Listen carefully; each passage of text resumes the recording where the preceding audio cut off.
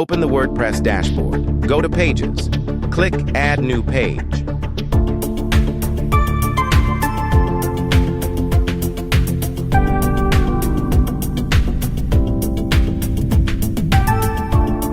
Click Edit with Elementor.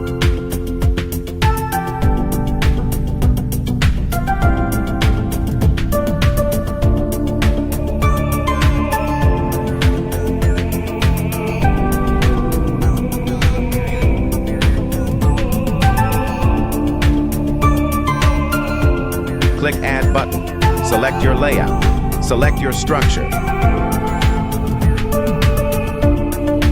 Drag grid icon.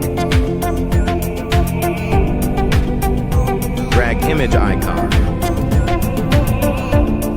Drag a heading icon. Drag video icon. Drag WP form icon.